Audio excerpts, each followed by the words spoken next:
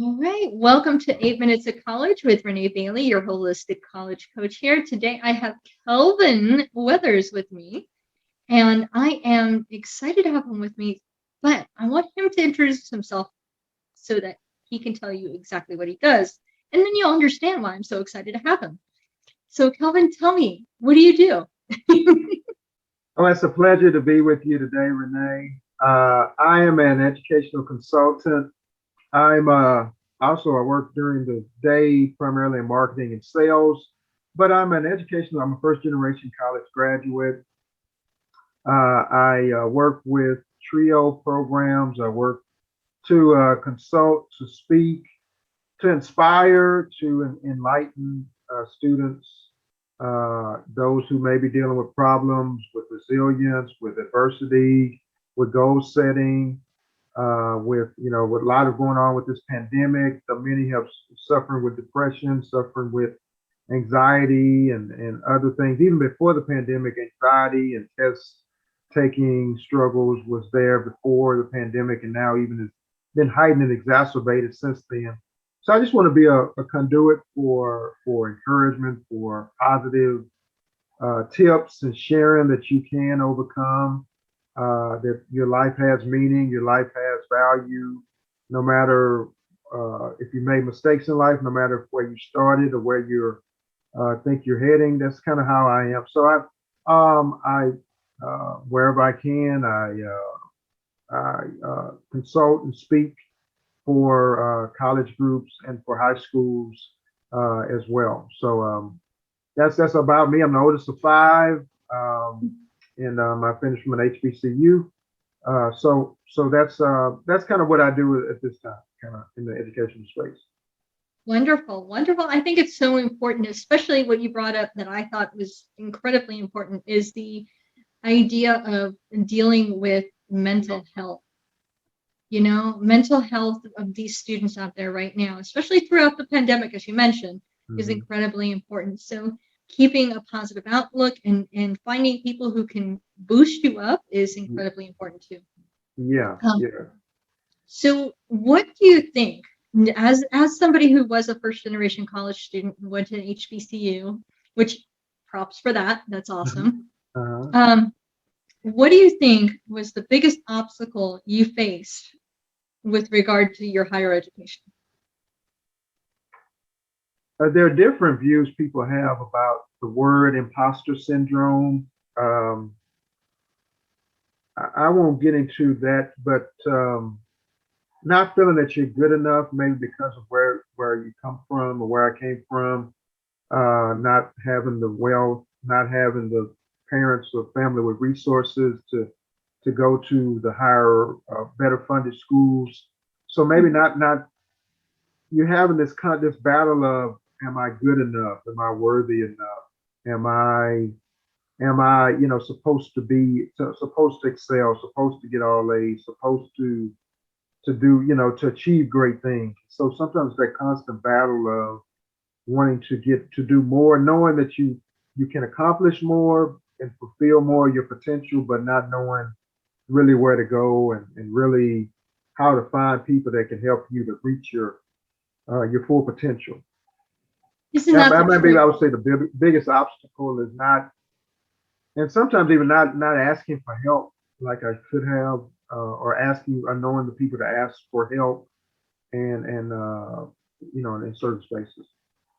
Yeah, yeah, definitely. As a first generation college student, I can totally see that and feel that because that's what happened with me as well. When you get into a situation where everything else seems to be coming along easily for other people, you start thinking, well, number one, why isn't it coming along for me? And number two, am I really meant to be here if it's not Yeah. coming along easily for me?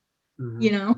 So imposter syndrome is a big problem, I think, amongst first generation college students. But I'll reiterate what you were saying. You do deserve to be there, right? You should be there. You earned your spot there, and you should feel as if you deserve your education. And I'm sure you'd agree with that. Exactly. Yeah. Exactly. Definitely. Yeah. Yeah. Definitely on point. Definitely. I started. Well, I mean, I started the route of I took community college route before going to Texas, Houston Community College, then to Texas Southern University. Mm-hmm. Yeah, no, that's awesome. Yeah, community college can be a great route for a lot of first-generation college students. Gives them a nice buffer into the four-year institution. Mm-hmm. It's kind of, and it's economically feasible as well. Exactly. Yeah, definitely. Yeah, more versus the 4 year. Yes. Mm-hmm. So, what during your time throughout your college time, what did you learn that you really want to pass on to college students? What is it that drives you in that direction? What is it you're trying to share with Um, Primarily to share that, one's bad semester. I know a couple semesters I was on honor roll, but I know one semester in particular I didn't do particularly well, and I kind of got. When I was in school in college. I was working. I was I was working, and I worked at a job at a company. I was working. I would like work, then go to school, then go back to work. And it was an interesting arrangement that they let me. I kind of stumbled into maybe, I don't want to say luck, but it was I was fortunate because I was able to work like from 8 to 10, and like then go to class and then come back to finish the day. And sometimes with like people would be like, well, Kelvin, how could he be going for 2 hours, and all of that kind of thing. And so, but I would take that just you can, if you have a bad semester, even if you possibly have to stop, if you're working or whatever, you have other obligations, still just continue to persist, continue to, if you're, reach for your goal, if that's your master's, if it's your undergrad, PhD, whatever it may be, just keep going.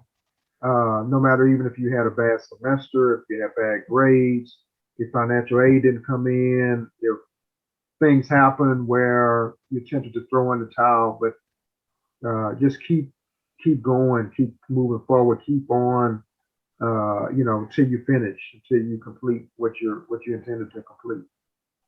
Yeah, That'd be the one thing. yeah, absolutely. Persistence is so important in life in general. And if you learn to persist in your younger years, particularly, like during the college years, but even beyond, you take that into whatever you're doing too. And if you persist through one hard thing, it Yeah, becomes easier to get through the next hard thing that comes your yeah, way. yeah. Yes. So, Yes, great point. Definitely. yeah, just go ahead, Kelvin. I'm sorry. Oh, I was just echoing your sentiment on that. I was just agreeing with that. You were one thing that, we persisted through COVID. I mean, we lost, we persisted through a lot of different things. And so, whether, if it was, your grades weren't that great on the SAT or the ACT, or you may not have gotten into the school you wanted to get into, if someone's a college student or whatever it may be, just, continue to, but like you were saying, persistence is key, is critical. It's not, not how you start, but how you finish. There you go. That's exactly right. Exactly right. So let me ask you one final question Mm-hmm. before I let you get back to your helping the students. What is the single best piece of advice you think you've ever received, whether it has college related or non-college related, whatever that advice is? What would it be? I would say it was, I had a counselor, not kind of a person would say, just be you, be yourself, and be authentic, or Mm, just, that there's only one you, there's only one out. So I think the best advice I've ever received is just not to be a copy of anyone else, but to be, that I'm gifted, I was created to do great things. That would be the best advice. I had a counselor, but to basically say, be yourself. Don't try to be a copy of someone else. It's only one you. So just be yourself. Be authentic. Be genuine. That's what's best advice I would say. I have a lot of people giving me great advice over the years, but that would be, I would say, the best single piece. If I would narrow it down to single, that would, I would say, to be the best single piece of advice I've been given. Just be yourself. Sometimes I think try to be like everybody else, but you can only be yourself. Yeah, I think that's so important too, especially when I know it's going to sound, maybe it sounds a little off, but when it comes to even just doing something like choosing a major, that can come into play. Because if you're not doing you, if you're not being real to yourself, and you're trying to fulfill somebody else's dream, or you're trying to fit into what you think you should do, then you're not going to be as happy as you could be. I don't think. I think you've got to find something that makes you both happy and allows you to be you.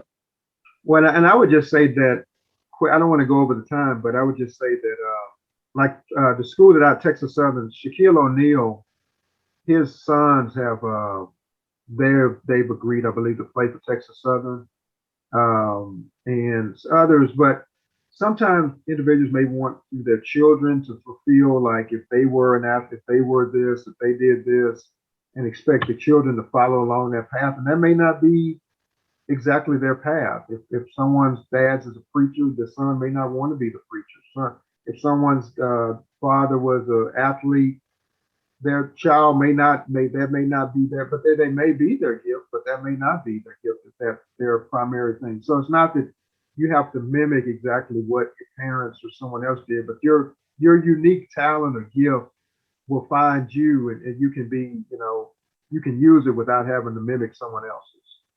Or pattern after what parents did or whoever, and etc. Yeah, you really have to listen to your own heart. I love that message. So, Kelvin, thank you so very much for being on the podcast today. I really appreciate you so much.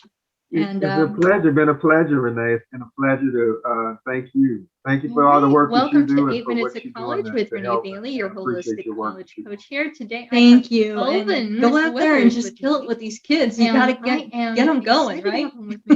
Yeah, definitely. Whether it be, tell you exactly what it does. And then you'll speaking understand to why them on conferences or just so, Kelvin, in tell me, person or what do you virtually.